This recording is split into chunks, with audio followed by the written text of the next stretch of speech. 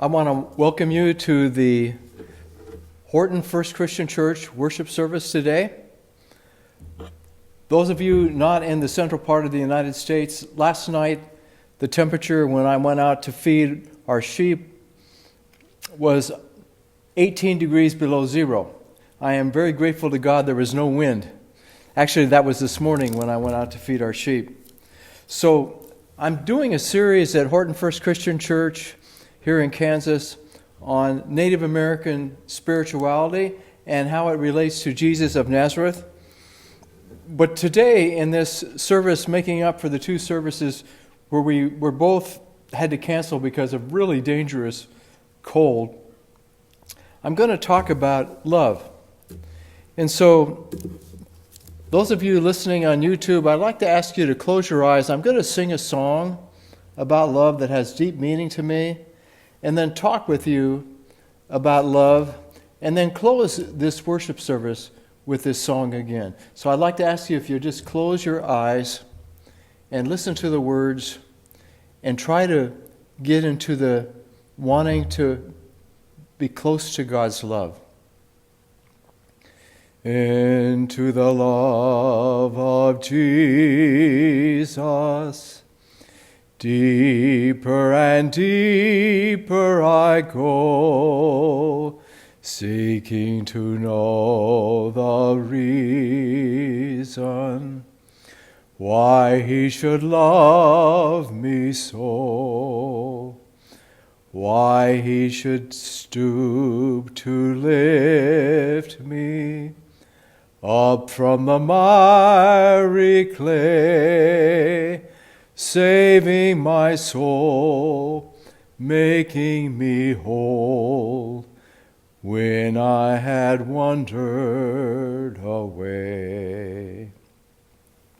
Now, those of you not familiar with the Great Plains, there's certain parts of the Great Plains where the word miry clay has real meaning to us.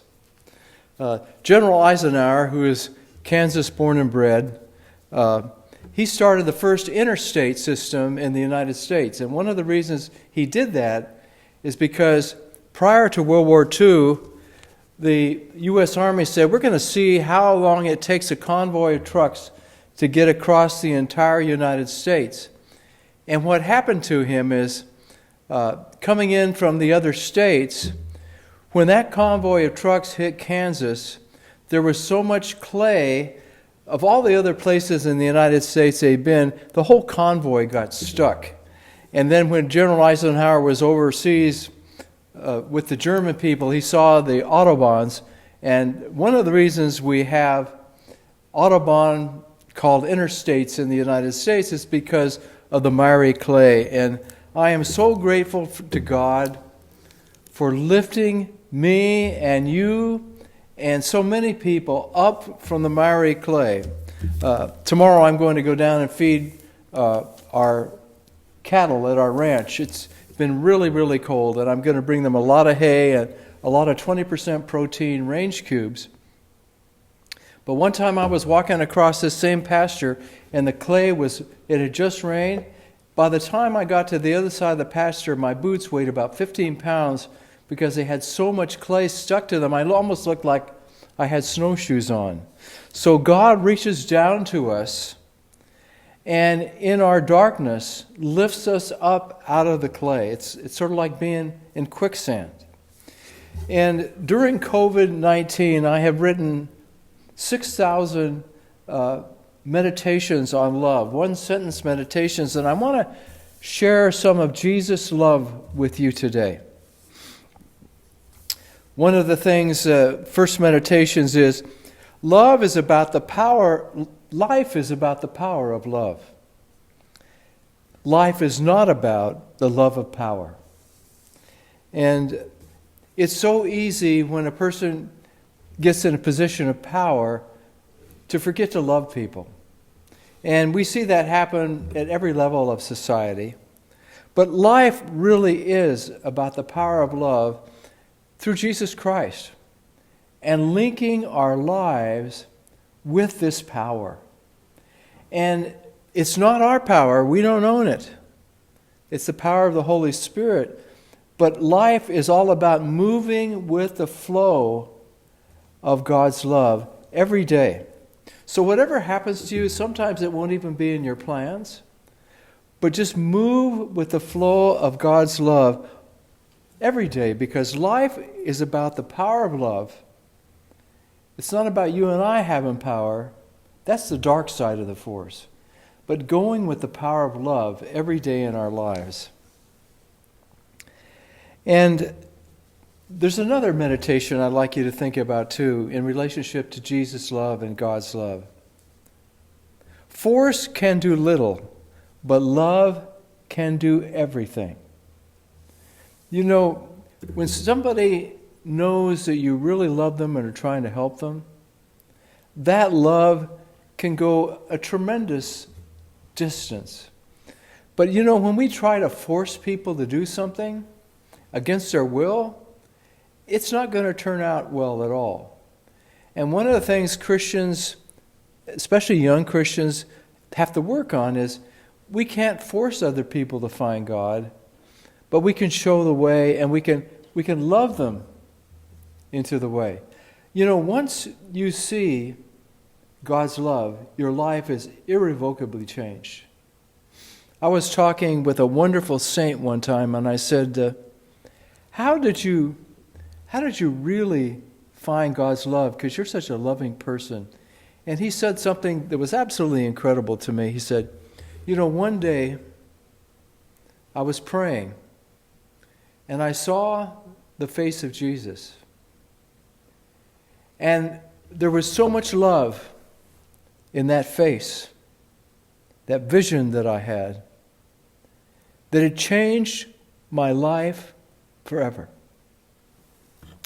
Not every one of you who are worshiping with us today have had an experience like that, but I'll guarantee you virtually every one of us on the planet have seen God's love in the faces of those who are helping us, in the faces of those who helped us through difficult times in our lives, in the faces of those who taught us everyday skills that we need to know. So force can really do little, but love can do everything. You know, when we really love something, it's amazing what we can do. And loving God, there's so much energy in loving God and going with the power of that love.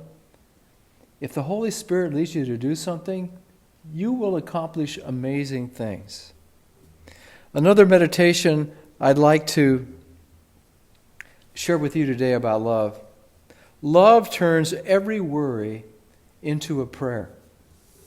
So many times we waste great amounts of energy worrying about things that we have no control over.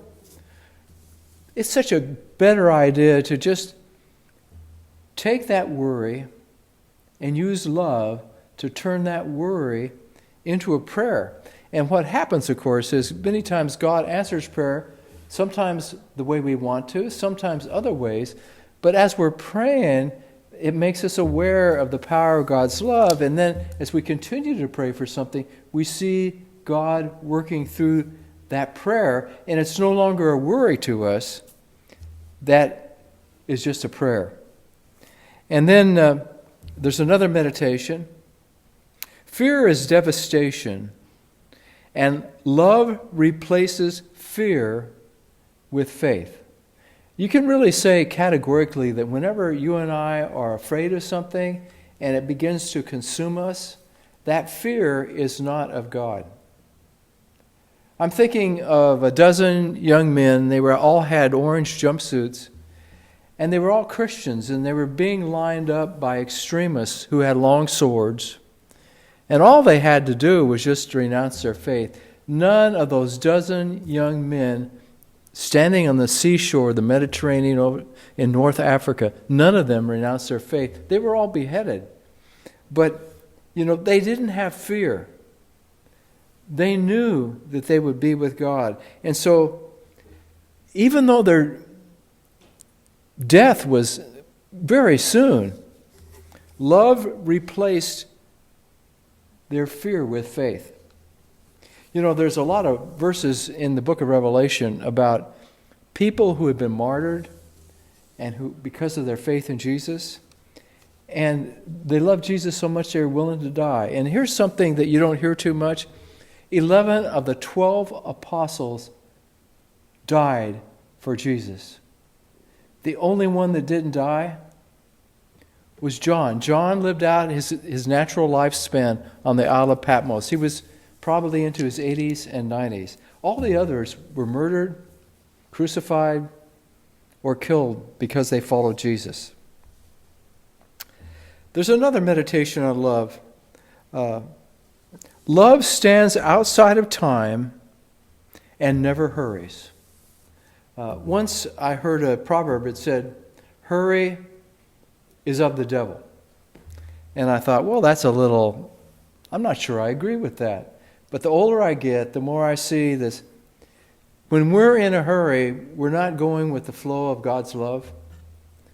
And we can get really agitated. And when we're agitated and hurried, the gentle Holy Spirit tends to leave us, and we'll get angry and upset and on and on. And so it's important to really take our time and go with the flow of God's love and not be in a hurry.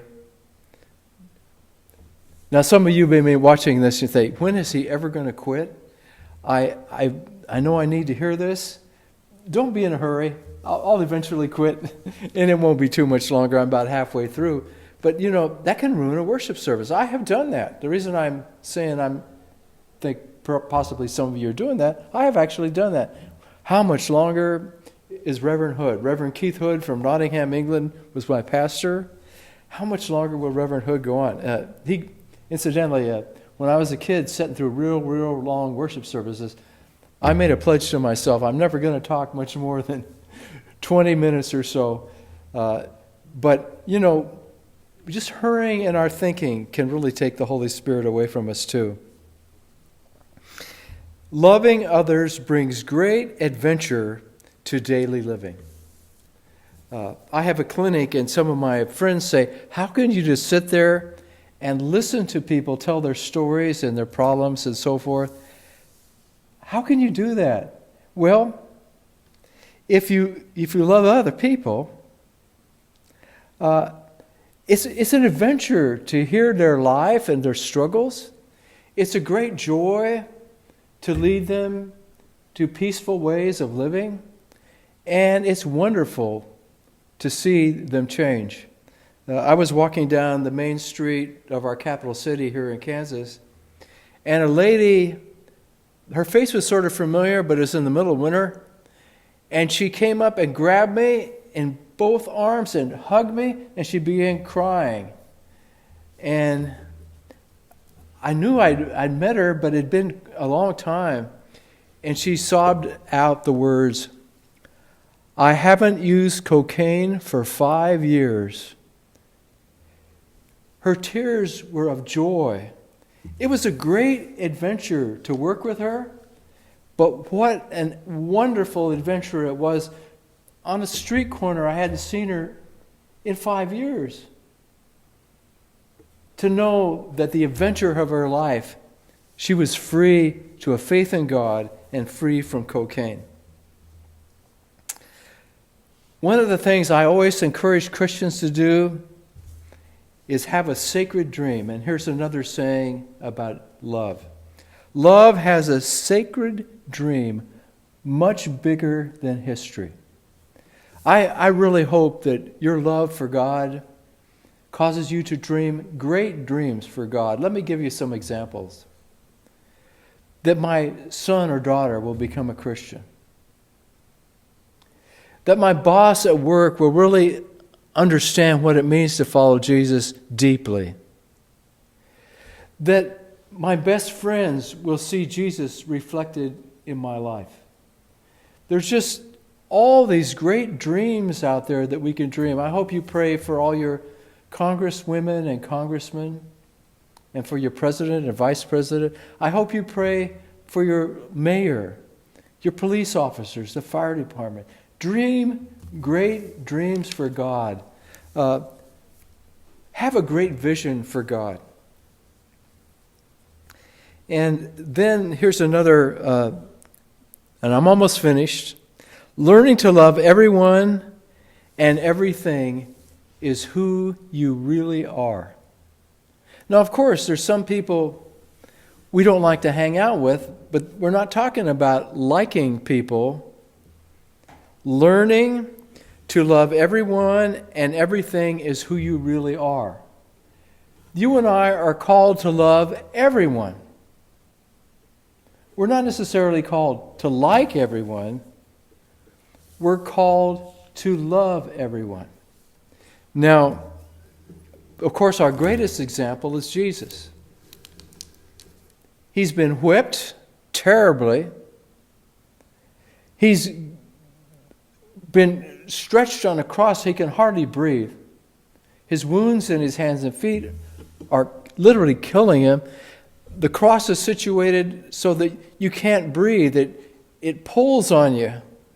And your lungs, you almost suffocate. And then you have all this tremendous pain. Plus you're a tremendous spectacle. And as he's dying, before he died, Father, forgive them. They don't know what they're doing. Talk about love. Father, forgive them. And then one of his disciples was stoned to death. And as he was dying, he said, God, don't lay this charge to their account. Tremendous love, even for our enemies. So let me encourage you to pray for all the enemies in your life right now. Pray for all the politicians you don't like. The mayor, that certain police officer. It doesn't really matter, your neighbor, your family member. Pray for people you don't like, because you were created to love everyone. You were created to enjoy and love everything. You were not created to have hatred. You were not created to be violent. You were not created to hold grudges. You were created to love, and in loving heal other people. And in healing and loving other people, to heal and love yourself. I just finished writing a book on Paul of Tarsus. And one of the main themes in that book is Paul was all about Jesus' love. Read every one of Paul's epistles. He actually says it several times. This is not about me. This is not about Peter. It's not about Apollos. This is all about Jesus. And Paul was all about Jesus' love. It's obvious that Paul loved a lot of people too. But Paul knew his love was not sufficient and that he needed God's love through Jesus of Nazareth in his life. So every time we talk about love as Christians, we're talking about God, because God is love. But the wonderful thing that we Christians have that's different than any other world religion is God came down to us in the form of Jesus of Nazareth. And Jesus of Nazareth showed us what God was really like, and Jesus was all about love.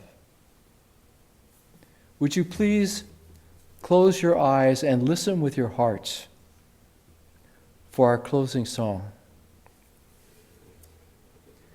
Into the love of Jesus, deeper and deeper I go, seeking to know the reason why he should love me so, why he should stoop to lift me up from the miry clay, saving my soul, making me whole when I had wandered away.